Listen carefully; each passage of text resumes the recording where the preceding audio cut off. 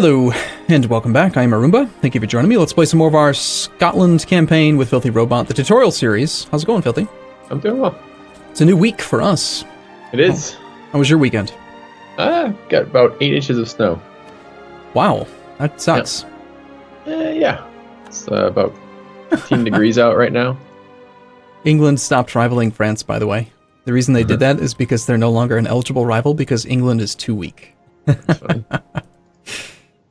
So we just loaded the game up. People are asking for military access again. Looks like Sweden's still doing his independence war. He's at 86% war score, so he's about to become independent. I think it's time to move our army. I'm just going to click them. Yeah. The auto move, right? Sure.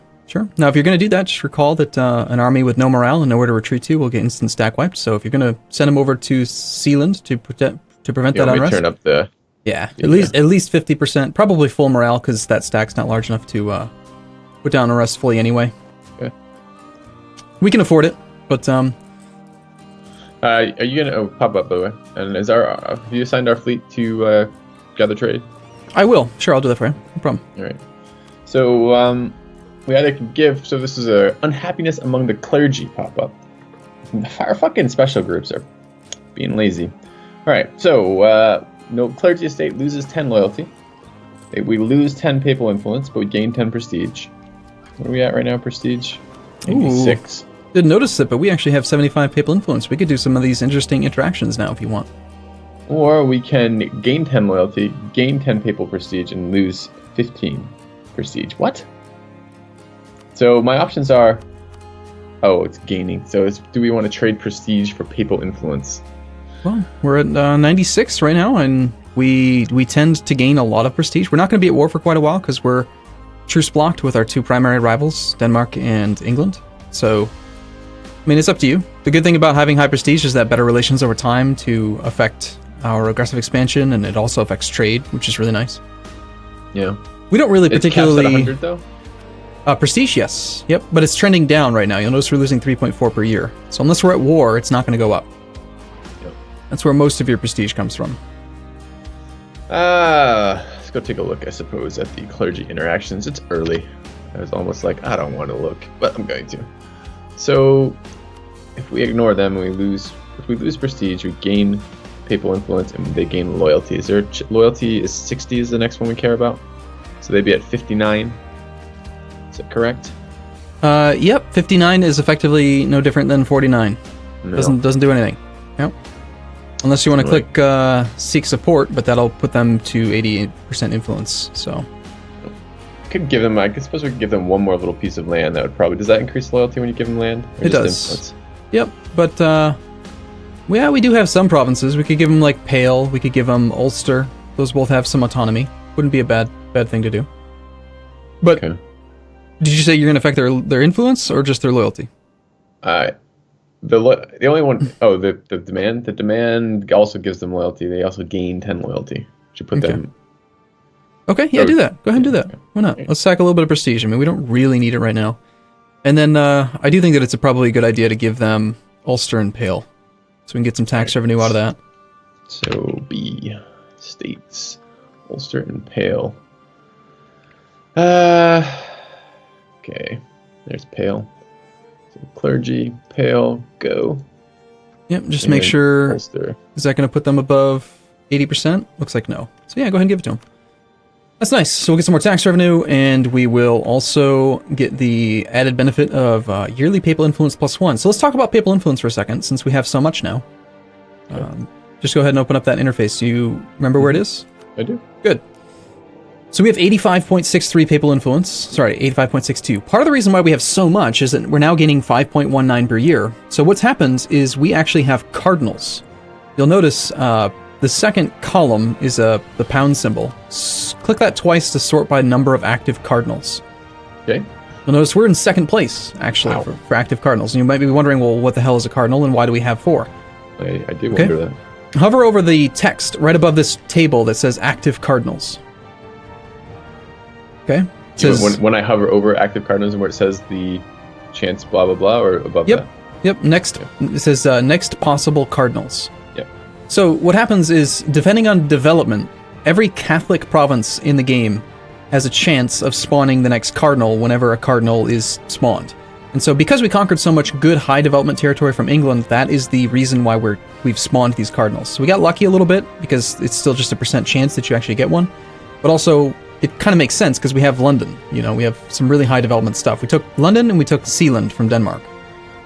So each active cardinal that you have increases your annual papal influence by 0.5 before modifiers. If you hover over the 85.62 papal influence, you'll see each year you gain 5.19.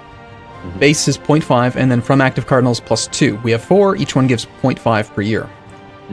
The clergy are now happy, which is giving us an extra plus 1 base, and then finally modified by plus 48.5% due to papal state opinion of us. You'll remember we've been quite frequently improving relations with the papal state. In fact, looks like we have just recently done it. We have 97 improved relations with them right now.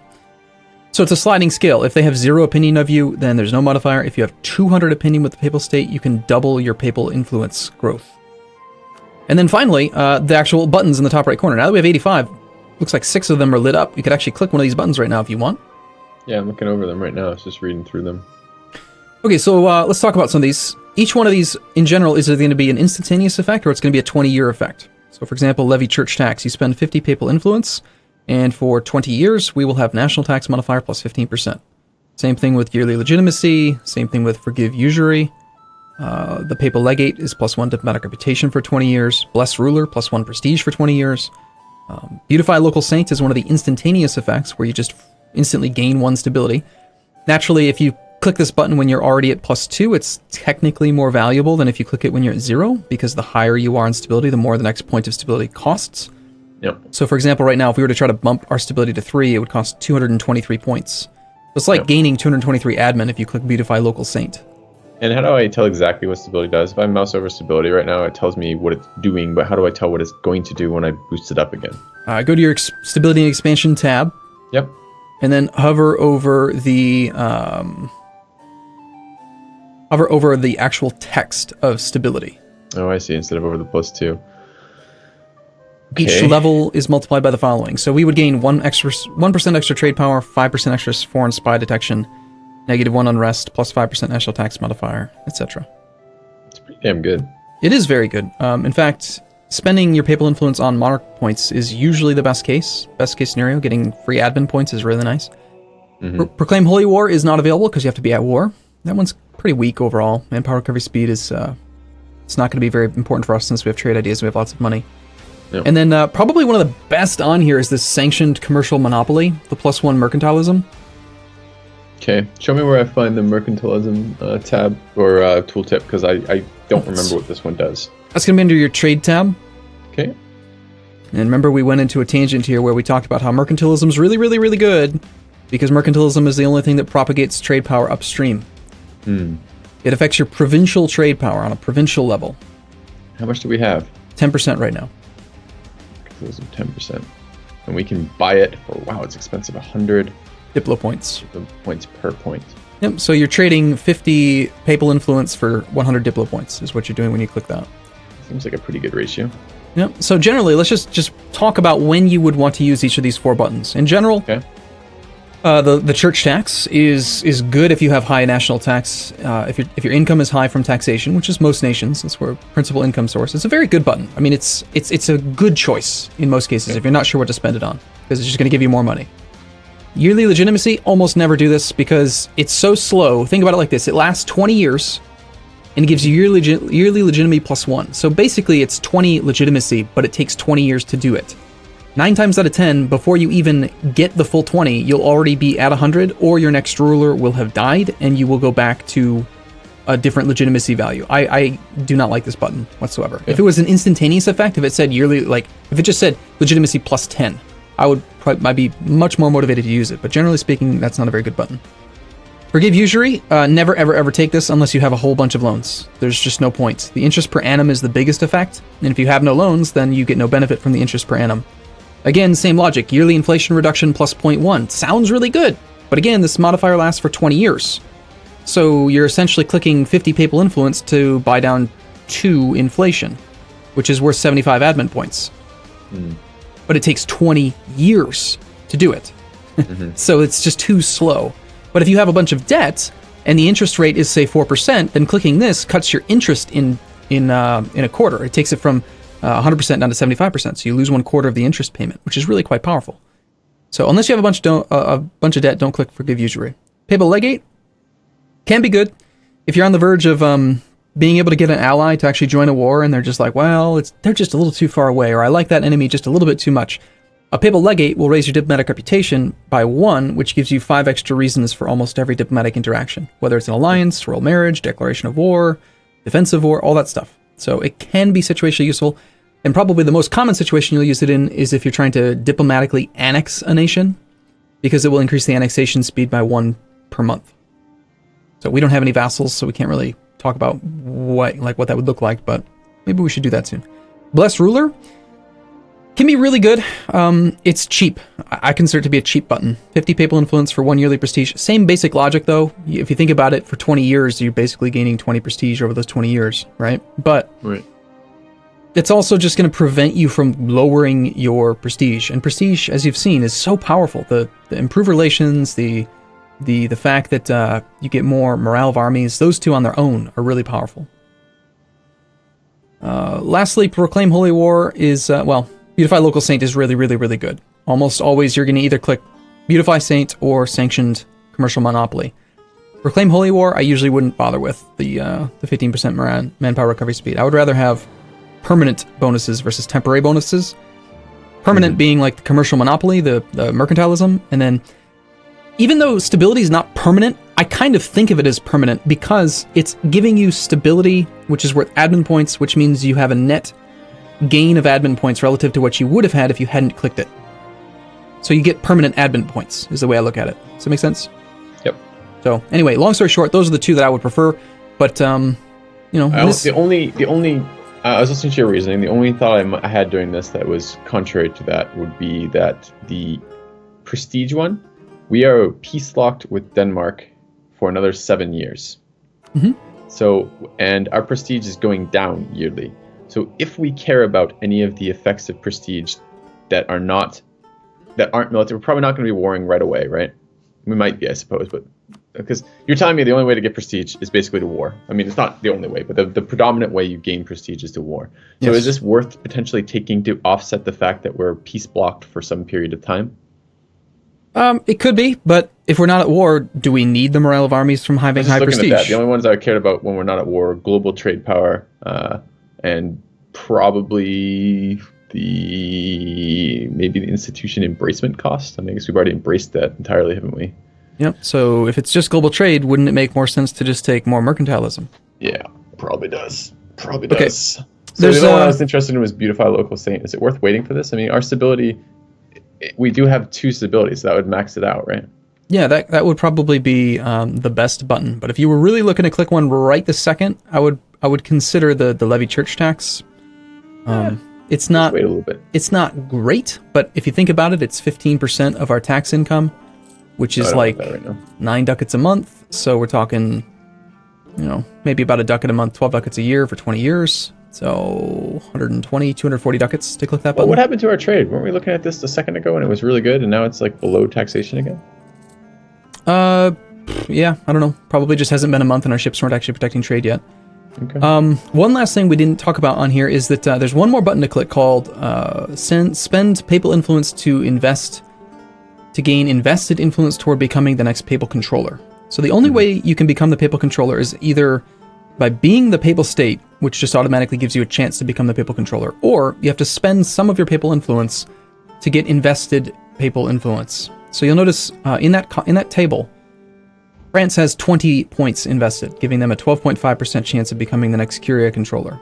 Everyone else has 10. So they've spent 5 papal influence. The first click is 5, the second click is 10, the third click is 20. It just keeps on getting more and more expensive. So let's at least do that, just so we have a chance, because it's the most inexpensive click. So click spend 5 papal influence to get 10 invested. Now you'll notice we have a 5.8% chance, and everyone else's chances got reduced because it's dependent upon the total amount of investedness. If no one has invested anything and you're the only one that's invested anything at all, then you have a 100% chance. So it says the papal controller may take the following diplomatic actions: call for crusade, excommunicate. Do we care about either of those? I mean, Not really. No. So why do we want to be papal controller? Why did I just spend these influence points when we could be saving up for 100 for Beautify Local Saint? 9 times out of 10, saving up for things is better. The reason we did it is to demonstrate it and talk about it. But 9 times out of 10, you are better off just saving up for the guaranteed bonuses, because you can't really guarantee that you're going to become the papal controller. It can be nice, but hover over where it says Curia Controller, the flag, burgundy. Yeah.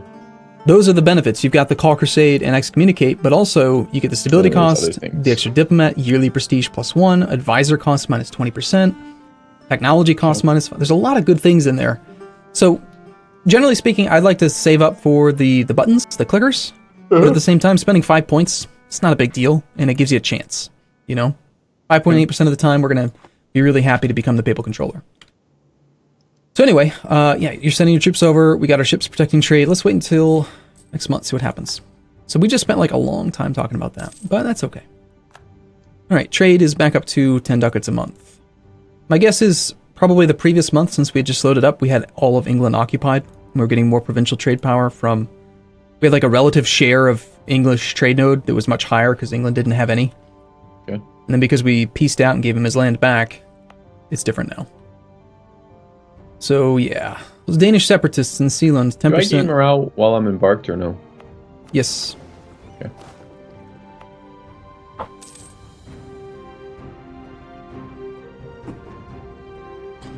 Okay. Why is there no leader in this army? Don't know. England has entered into an alliance with Gelre. So we're spying on England, we're spying on Denmark. What's our next claim going to cost with Denmark? Ooh, we can get one right now. Do it. It only costs 30 points. Okay. We were trying to go for high development provinces that Denmark owns that are in that node.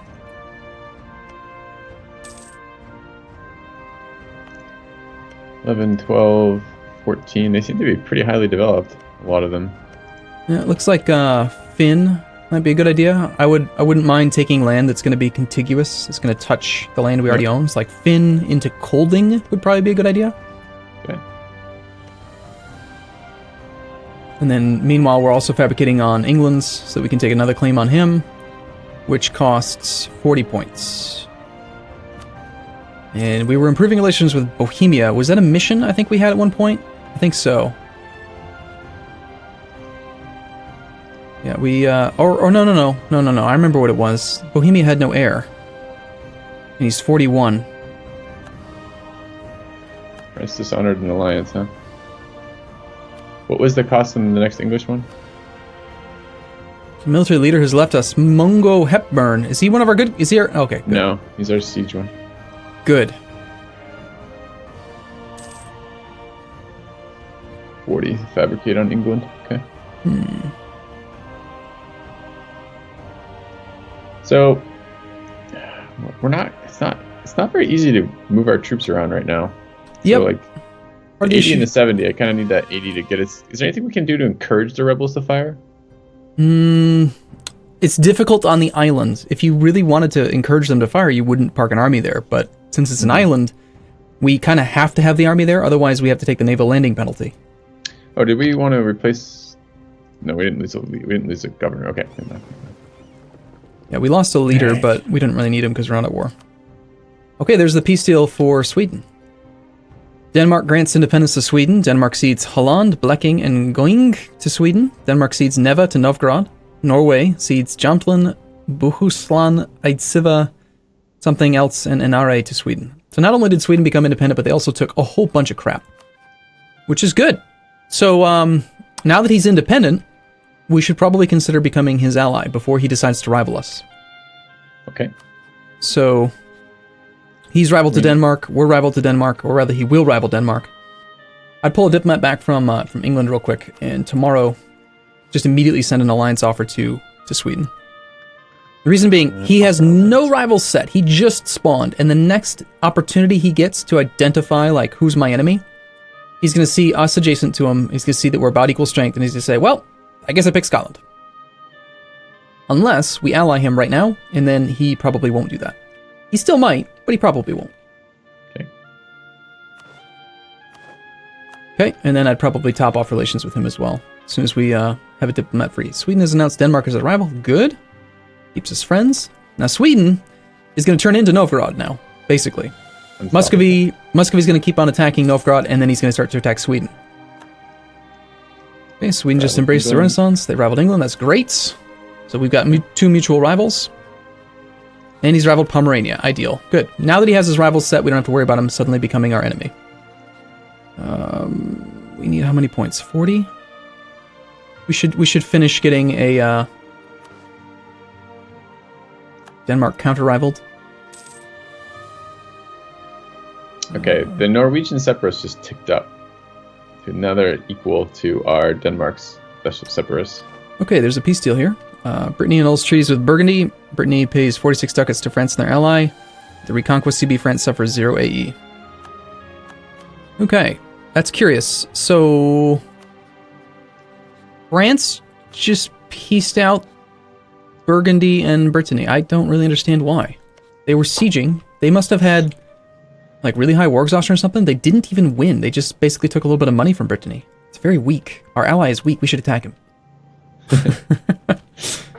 Anyway, we're going to have to put in a cut here, but that is the situation we're in right now. All right, see you guys soon. We'll see you in a bit.